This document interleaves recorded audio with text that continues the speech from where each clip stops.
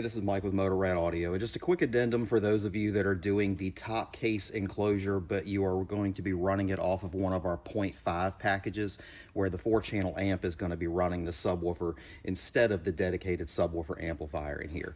So the installation video that you've seen for the top case sub is basically going to be exactly the same. There's only going to be two very minor provisions.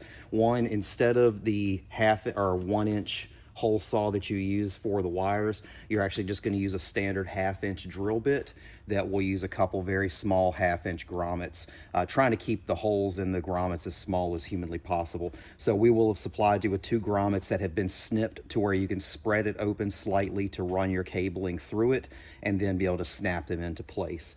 Other than that, everything else will be the same. There is not a bass knob provision, so the subwoofer controller is not something that's compatible with the 4-channel amp.